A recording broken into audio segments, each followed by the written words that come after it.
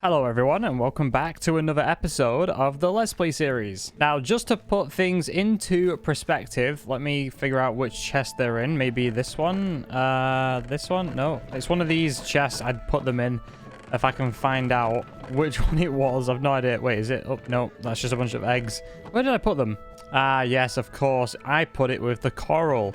Yes, bucket of axolotls all over here. I've been busy. Guys, I have been... Oh, it's nighttime. I have been busy and... yeah, basically, I've been trying to get the blue axolotl for about 2 days. I set up this little area just after I posted the last episode. And I've been non-stop to and from the... what's it called? The warm ocean, the coral reef out there, just to get tropical fish. And oh my word, this is such a grind. And just to put things into perspective... Let me log on a version of this world before I started this and show you my stats. Okay, so this is a creative test world that I've got, which is completely separate. This is from before I did the nether portal up there, as you can see, where I've planned out that building over there, which I did. So let's put things into perspective here. Animals bred, 334. And now I am back on my 1163 day world, which is the current version I play, and I've still got buckets of axolotls and tropical fish all here from breeding these things, and honest to god, it has been a grind. I have a yellow one right there, and after 1018 animals bred, we now have the blue axolotl. Look at this. I really want to get a second one just so I can breed them together and get infinite blue axolotls. This is just absolutely nuts. And just because I feel like it's appropriate, we're going to call our first one blue because it's a blue axolotl. Come here. There we go. I cannot wait to try and get another one. I'm going to try and breed this blue axolotl with the yellow one. And I'm pretty sure, rather than it still being a 0.08% chance, I'm pretty sure it's a 50-50 and it's at random now because I actually have one. Oh, I can't wait. I'm going to get loads. All of these axolotls that I do own now are probably going to be used to fight ocean temples when I'm going to want to get more sponges, because one of the things that I want to do is to drain ocean monuments, and that is definitely on my list. And obviously for me to do that, I'm going to need some sponge, and to get sponge, I need to take down multiple, probably, of ocean monuments, so the axolotls will come in very handy for that. I think all I really need to do now is sit and wait until the blue axolotl grows up so I can breed it again. And this was my little AFK spot, just sitting here. It's grown up, look at that. Ah, okay, let me grab. This is the moment of truth here. This is the first time I'm going to do this, and I'm going to do it live with you guys. Come here, blue axolotl. Make a baby. Come on. Please be blue. Yes, we got 2 of them. Oh, yes, we have unlimited blue axolotls. Now, because I want to keep blue as a pet, I'm going to wait until this one grows up, breed these 2 together, and then I'm going to use the 2 babies, that one there, or basically the 2 unnamed ones, for breeding unlimited blue ones. And I'm going to keep this one safe because it's my first one. So, yeah, I'm just so happy we've done it. Like, this took me, no word of a lie, about 2 full days, maybe 3 full, no, 2.5 days on and off while I've been doing uni work at the same time. And it's just, I've finally done it. I might go and raid some ocean monuments this episode and get some sponges and take a bunch of axolotls with me. What do you guys say? I think that sounds like a plan. But yeah, I'm going to AFK again just so I can make sure I get 2 new blue axolotls. Okay, so we've now got 2 adult blue axolotls that are unnamed. These are the guys that we bred up, and this is our key now to get an infinite amount of these guys, which we obviously don't need right now, but it's so good. Look, we have the blue axolotls. I can't get over this. This took me forever to do. Like, I can't believe I've finally done it. I was losing patience. I'll be honest, I was losing patience very, very quickly, but we've now got these guys all set up. But now it's time to open this back up again and destroy these wooden planks, which I put here just so I could keep them all together. And now it's time to open this back up again. I don't know how wide it was last time, but let's just open it up and see. Yeah, let's leave it like that. So I'm going to keep these guys safe just so you guys can see in this chest right here, just with my valuables chest. At least then, if I forget, you guys can remind me if I ever ask you in the future, where did I put my blue axolotls? And I've completely lost them. I shouldn't lose them, but just in case I ask for them, you guys know where they are. That's how many shulker boxes of axolotls we currently have. That is just absolutely absurd. And I'm going to keep the axolotl food, aka buckets of tropical fish, in the same chest, just because I can. Hello, cow? Why are you here in the nether? Okay, never mind. Okay, also, this tunnel design, I've not worked on it for a bit. I'm not too keen on it, to be honest. I built it, and now I don't like it, because anytime I travel down there, it gets it makes me dizzy, okay? So, I'm not entirely sure if I'm going to keep that as a functional tunnel. It's there for now. I might change it up a little bit, but something I need to show you guys that happened in between the last episode and now is this farm seriously clogged up. And I've turned it off, and I'll show you guys how I've turned it off after. These barrels are completely filled up. This, I can't remember what the iron was. I think I calculated it to 60-odd thousand iron ingots that I took out of this. I thought I left some stuff here. Actually, I noticed I forgot all about this. I had no idea I had this here. This was after a mining trip when I went and checked. I completely forgot about all this redstone and diamonds and stuff that were just sat here. And I was like, I was emptying this farm out and I was like, wait, where did that come from? So yeah, the iron farm is currently turned off. And by turned off, I mean blocked off. I've had to block off the villager eyesight to the zombies to stop iron golems from spawning because I was getting far too much iron. It was literally a joke. Also, if you haven't noticed, this has all been terraformed like I said I was going to do, and I have started growing bamboo here as a temporary thing. And I'm just going to use my bin because I can't be bothered sorting anything out. Does anyone ever get that lazy and just bin stuff because they can't be bothered sorting through it? I do. Also, these end rods I crafted ages ago. Don't forget I have a blaze farm. And I've got some of these from when I went end raiding last time, which I've smelted down. So I've still got some of these. I can make more if I want. I had no idea, by the way. For one stack of this and for one stack of blaze rods, if I recall, let me grab that, you get 4 times of the end rods. So you essentially get 4 stacks per 2 stacks of these combined, which is pretty absurd. I thought you would only get a stack. But yeah, the crafting recipe for end rods seems to be very generous. One thing I want to do is combine a bunch of the end city loot together because, as you can see, I have 235 levels and I've got nothing to spend them on other than combining armor sets. So I'm going to get to work on combining some of this diamond stuff so I have some spare gear. I've just realized I've got no mending books left, so I'm going to pay my mending villager a visit. So here's the village. Can you guess which house this mending village is in? Can you guess? I think it's pretty obvious, right? It should be, unless you didn't quite see which house it was, but he's here. Oh, there's... Wait, why are you out of the boat? Why are you not in the... Oh, yeah, I took you out, I think. So, yeah, this guy has mending, quick charge, and multi-shot. He also has name tags, fully discounted. But obviously, I need to get a trading hall in place, which is very high priority, let's say the least. I'm also going to need to store, if I can, in my fireworks box, that is, some mending books in there, just so I can carry more with me. Oh boy, it has to be said, I am not looking forward to trying to do a villager trading hall. And the thing is, I'm going to have to do this trading hall quite a while away, because I don't want it to cause lag. Alright, so I've made some tools... spare ones, both pickaxes. Some of these are low on durability anyway, because obviously I've used them before and I've had to re-enchant them. Like I had to re-enchant this because this had silk touch on it originally. I don't really like using silk touch on an axe because well, if I'm chopping down trees, I don't really want to be picking up the leaves as well. I'm still preparing the land as well to do building. Also, I might change this path up a little bit this episode. I'm thinking, rather than going up, I might send it up that way. Oh, I don't know. Maybe I don't have the path there. Maybe I move it. Maybe I have it up there that goes... Wait, hang on. Hang on. I might have an easy solution here. Why didn't I do the path here? Okay, wait. I think I've just solved this problem. This wasn't a suggestion in the comments when I asked for one last episode. But that would work, right? Because I'm starting higher up. If I send it off a little bit of a curve and then back, that'll be perfect, right? Okay, you know what? I'm going to try it.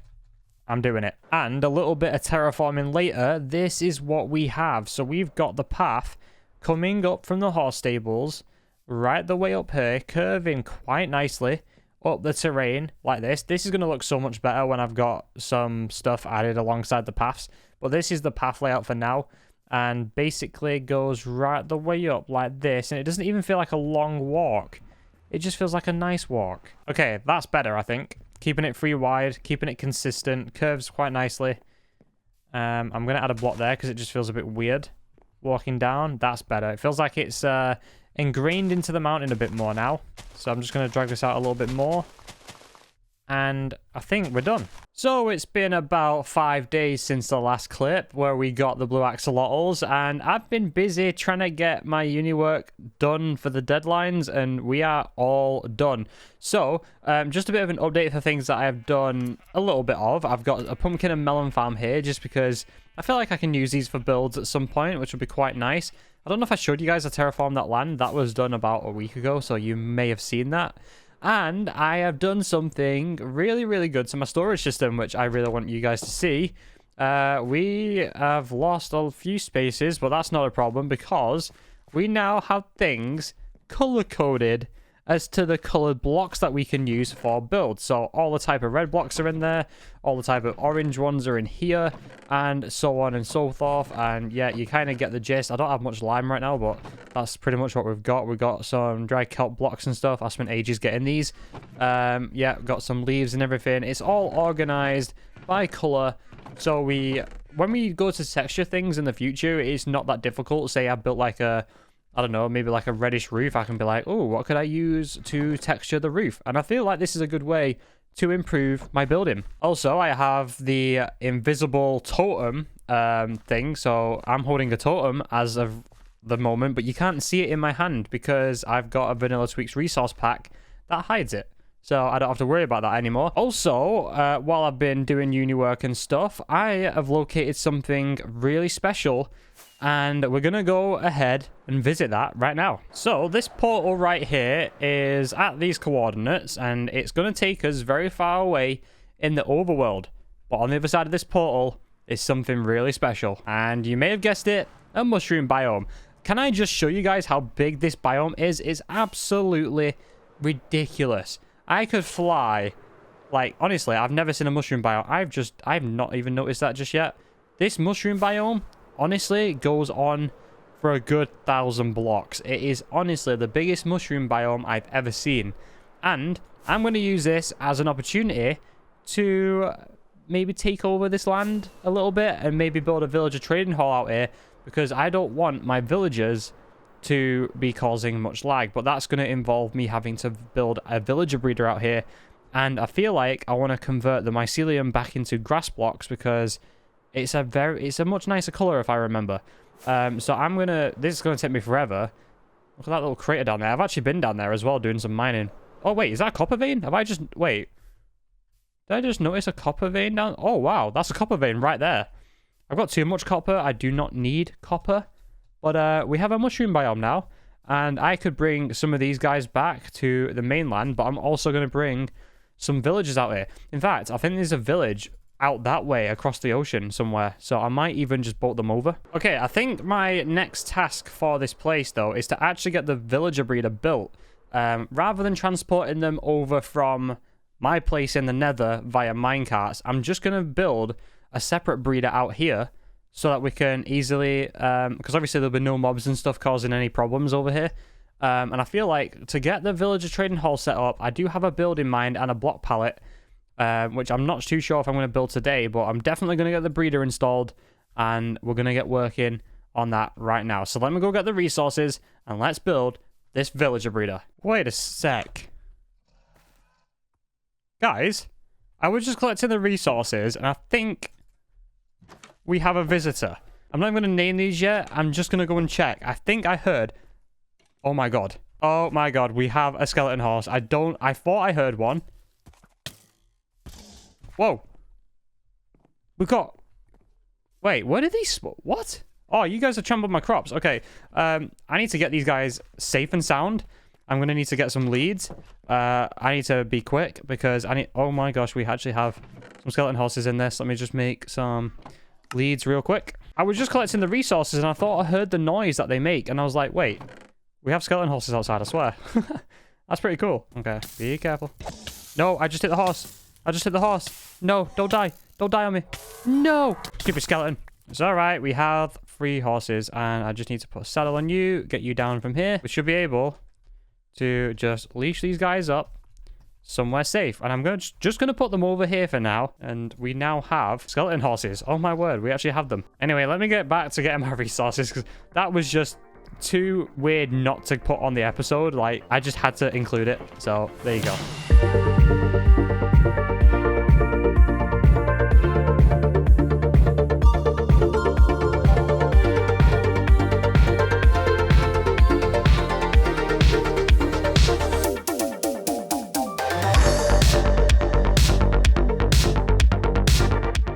Alright, so it's now the next day since you saw the last clip, and yeah, we have a lot of villagers. Wait, I've not turned that off. Oh, wait, you know what? Do I turn this off or am I fine? I think I'm good. But yeah, 1 day of AFK later, plus a lot of grinding last night, we've got every single enchanted book villager. So we have every single one of them, and I've actually saved a slot for when the Swift Sneak comes out, the new one.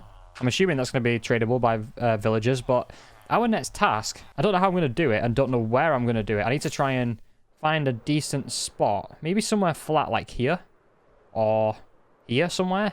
I want to start laying out the villager trading hall, and I'm probably going to I might do this from the interior outwards. I might do the interior first so it's then functional, but then do the exterior another time. I just want to be able to get this up and running. Discounts I'm not bothering with because my raid farm makes me too many emeralds even. So yeah, that is the plan. Yeah, look at all these guys just sat in the minecarts. I think I took some of them out because some of them wouldn't accept trades.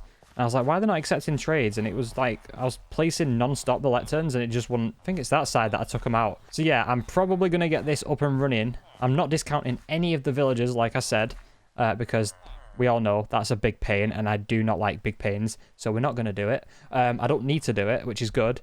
So I'm happy paying full prices for the books. And if I need to, at a later date, I'll happily just bring a zombie over from the nether probably because mobs don't spawn here. Or from a cave under the ocean. Probably a little bit easier. And I can discount them all at a later date. But for right now, I just want to get this up and running. Because I want to start trading, especially with the stonemasons. These books are just like an added bonus for if I die and lose all my stuff. But I'm mainly doing this for the stonecutters. I mean the masons. You guys get what I mean, right? But I've just brought up the list on my phone of all the villagers that I'm going to have in this trading hall. So 2 armorers, 8 cartographers, 8 clerics, 8 farmers, 36 librarians. That's including, I've got 35 here, but obviously the Swift Sneak, when that comes out, I will be having space for that as well. 24 stonemasons, 2 toolsmiths, and 2 weaponsmiths. So that is the little list that I made of all the villagers. But yeah, I'm going to get to work on a little bit of a time lapse now so I can try and get this functional and we'll just go from there. And I'm actually going to try and convert the land that I'm going to use into grass, not mycelium. That's going to be a big pain though, but yeah, wish me luck. Right, let's get right into the time lapse.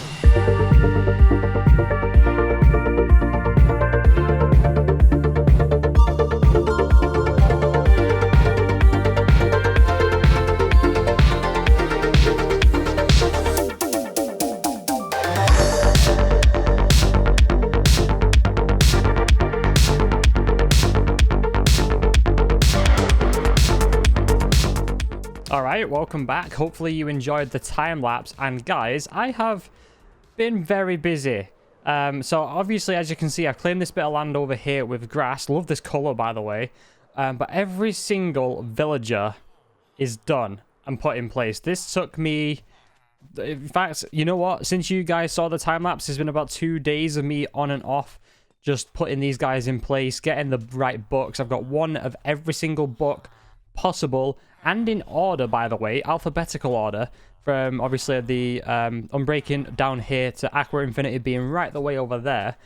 And this has been a grind, but it's done. So yeah, I was having to put double carpets to try and stop the lag where the villagers are stood, and then also this apparently helps prevent them from like trying to pathfind forward, even though they technically can't, but at least they won't actually jump over the workstations as far as I'm aware. With that underneath, I could be wrong, so don't quote me on that. This spot right here is being saved for when Swift Sneak, the new enchantment, comes out in 1.19. I'm going to want another librarian there for that. But until then, we are practically done with having a functional trading hall. I've switched out the copper sins as well. Sorry, not the copper, the dark prismarine for copper instead, just to give it a different feel. I feel like this floor is okay. I think I'm not 100% happy with it, but it's definitely a start. But yeah, I'm not entirely sure where I want to carry on from this. So yeah, everything in these chests are things I've traded with the villagers so far. So obviously I've got my emeralds in here. I must have spent a decent amount of emeralds just trading with these guys. I mean, look, you can get dripstone blocks from these guys, which is pretty good. I've actually got 1 stack in there, a few more stacks in there. The resources is just phenomenal. I've got glass as well from the librarians. I've got food from the farmers. It's just absolutely insane. I've actually still got blocks of emeralds left over. So this is everything that I need to try and organize and take back to my storage room. But for now, I think that's going to do it for this episode. We did so much work in today's episode, but next episode, I want to get some more building done around my starter area just to try and make things look a lot more, you know, I'm trying to get better at the naturey side of stuff as well. I've started laying down grass in a mushroom biome. I want to start doing custom trees and everything else. Also, do you not think that looks a little bit like a stadium? I might try and do like some kind of stadium vibe on the outside of this at some point. And these holes need filling in with sea lanterns, some kind of light source, which I'm going to do off camera just because it's only me placing blocks in here. But yeah, that's going to do it. I'll see you guys in the next one. And, ow. Goodbye.